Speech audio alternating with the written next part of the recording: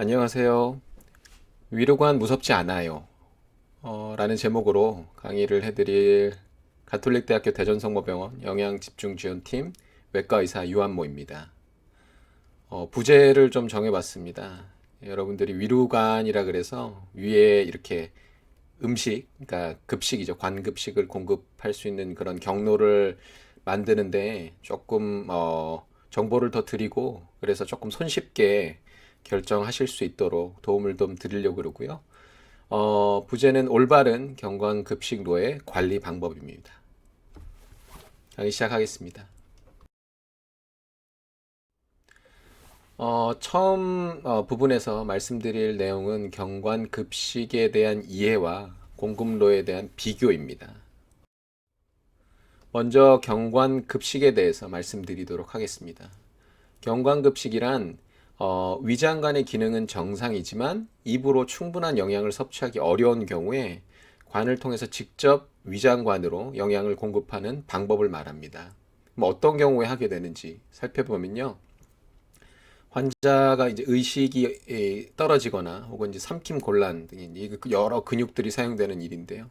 그런 원인으로 입을 통한 음식 섭취가 불가능하거나 충분하지 못할 경우에 그리고 금식 기간이 일주일 이상 예상되는 경우에 경관급식, 관급식을 하게 됩니다.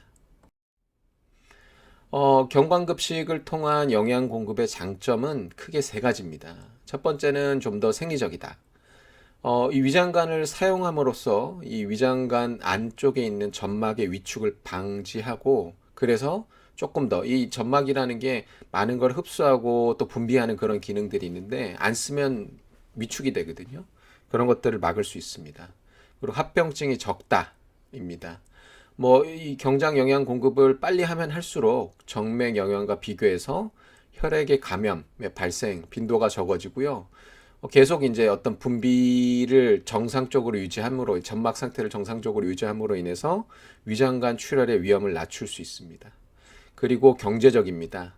경장 영양은 유사한 영양 상태를 유지하는 데 사용되는 비용이 정맥 영양, 즉 주사로 영양을 공급하는데 3분의 1 정도로 저렴합니다. 반대로 얘기하면 같은 칼로리, 즉 영양 상태를 유지하는데 같은 칼로리를 공급하는데 정맥 주사로 주는 거는 입으로 뭐 드리는 것보다 3배 정도 비싸다고 얘기할 수 있습니다. 그래서 저희가 이제 경관급식의 공급 경로를 선택을 하는 이제 그런 방법을 보여드리는 건데요.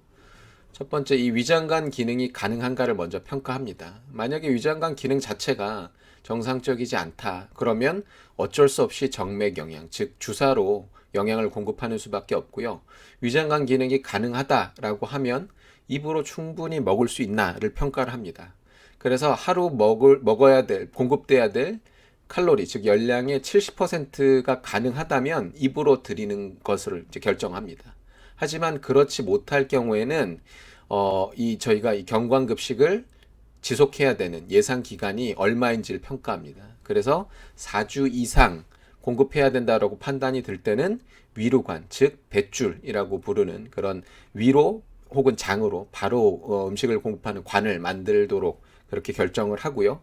그렇지 않고 이제 4주 미만, 즉 어느 정도 회복이, 그러니까 입으로 먹을 수 있는 상태가 빨리 회복될 것이라고 예상이 되면 저희가 비위관, 즉 콧줄로 음식을 공급하게 됩니다. 그럼 이제 콧줄이 뱃줄의 어떤 개념 차이를 조금 알려드릴 텐데요. 콧줄은 관을 통해서 뭐 비강, 그 다음에 이 구강, 그리고 식도, 그러니까 코, 입, 식도를 통해서 위까지 접근할 수 있는 관을 삽입을 합니다. 그렇게 해서 음식을 공급하게 되고요. 위로관 같은 경우에는 이런 이제 비강, 그 다음에 구강을 통과하지 않고 바로 복벽에서 위로 공급로를 만들게 됩니다.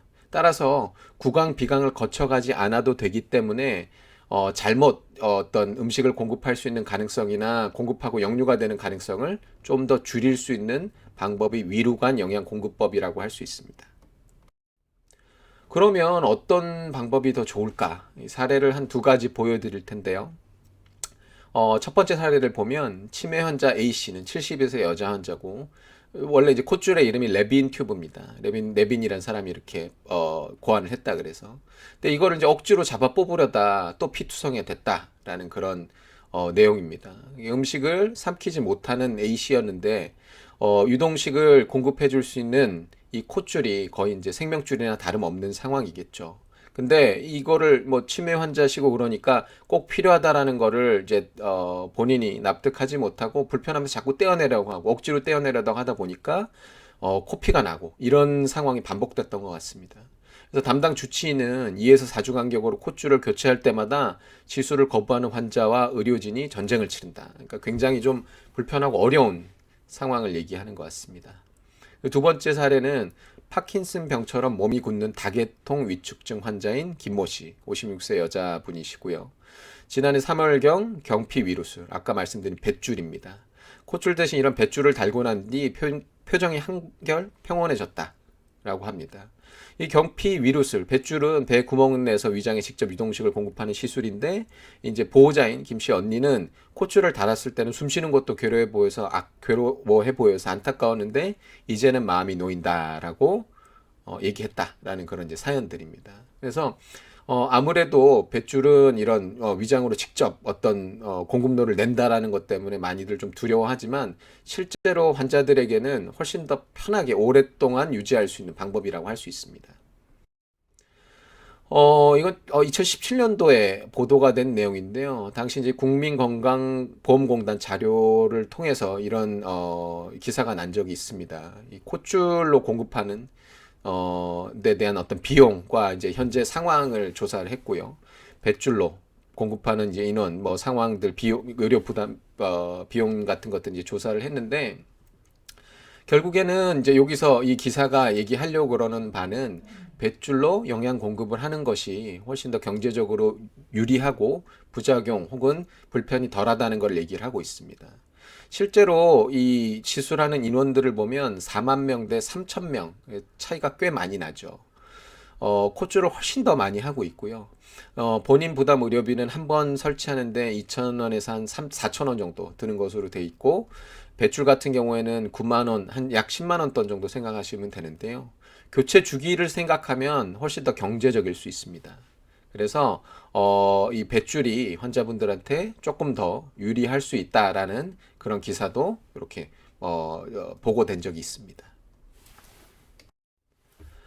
그래서 경관급식의 투여 경로에 따른 어떤 장단점을 비교해 보면요. 콧줄 같은 경우에는 적용 대상이 앞서 말씀드린 것처럼 단기간에 그런 경관급식이 예상되는 경우에 적응증이 되고요.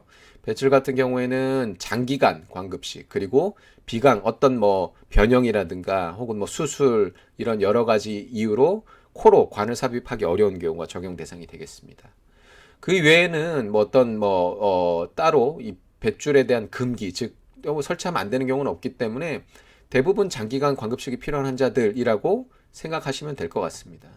그리고 장점은 뭐 콧줄 같은 경우에는 비교적 쉽고 간단하게 삽입할 수 있다라고 되어 있고 뭐 뱃줄의 장점은 환자 불편감이 적다. 그리고 많은 경우 내시경을 통해서 관 삽입이 가능하다. 즉 내시경이 필요한 시술이긴 하지만 내시경으로 삽입하게 될 경우에는 비교적 또 간단하게 삽입할 수 있습니다.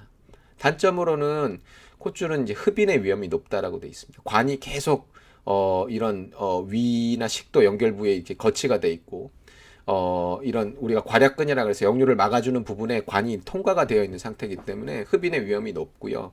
환자에게 지속적으로 불편감을 줄 수 있습니다. 코에 물만 들어가도 굉장히 따갑고 불편한데요. 이런 어떤 이물질을 코에 계속 갖고 있는다. 이거는 뭐 쉽지 않은 일이겠죠. 이것도 잠깐 넣었다 뺐다 하는 것도 아니고 넣었다 뺐다 하는 것도 불편감을 초래하겠지만 식사를 계속 지속하기 위해서 필요한 거다 그러면 꽤나 이 불편감을 지속시킬 수 있습니다.